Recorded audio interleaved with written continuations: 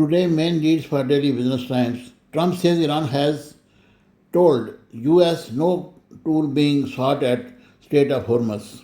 And PM hails economic team for delivering relief-oriented budget despite fiscal constraint.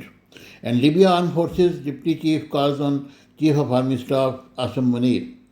And Pakistan-US discuss expanding maritime cooperation investment opportunities. And sanction relief to pave way for stronger Pakistan-Iran economic ties, Foreign Office says.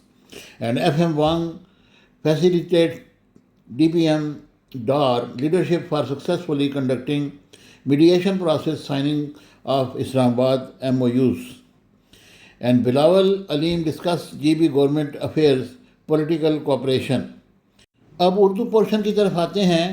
آج کی مین lead ہے عالمی منڈی میں petrol کی قیمت زمین بوس اور جنگ سے پہلے والی سطح پر آ گئی اور چند وفاقی وزراء مشکلات پیدا کر رہے ہیں. وزیر اعظم انہیں کنٹرول کرے ورنہ مشکلات میں اضافہ ہوگا.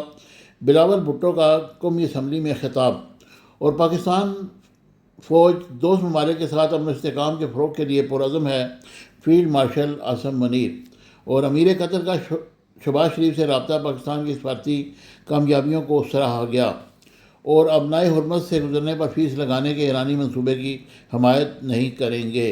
یہ کہنا تھا امیر قطر کا. اور بجٹ کا جشن منائیں یا نہ منائیں لیڈر کی رہائی کا ضرور منائیں گے سہیل افریدی. اور آزاد کشمیر کی ترقی اور فلاح و بہبود سے متعلق مطالبات مان لیے گئے ہیں. یہ کہنا تھا رانا ثناء اللہ کا. اب آتے ہیں آج کے اداریے کی طرف. پاکستان کی سفارتکاری عالمی امن کا آغاز، یہ ہمارا اداریہ ہے.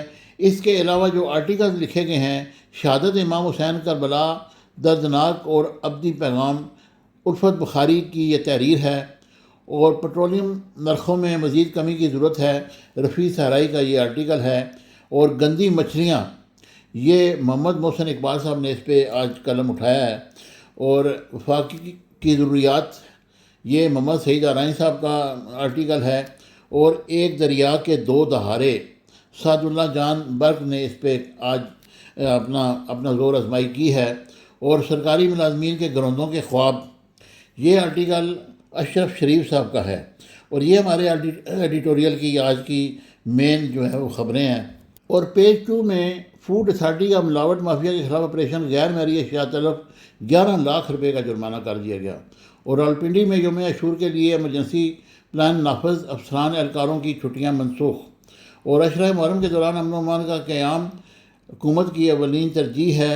اور اس کے علاوہ جو مین خبر ہے وہ محرم الحرام حساس مقامات کی سیکورٹی ہر صورت یقینی بنائی جائے گی، یہ کمشنر راولپنڈی کا کہنا ہے. اور عالمی درجہ بندی پاکستان کی کوئی جامعات 350 بہترین جامعات میں جگہ نہیں بنا سکی. اور LPG مافیا نے عوام کی جیبوں سے 60 سے 70 ارب روپے نکال لیے، یہ بھی آج کی خبر ہے. پیج 4 پر ہے finance minister lays auditor general report before national assembly. اور 6 Pakistan hospitality and excellent condition of historical گردواراز.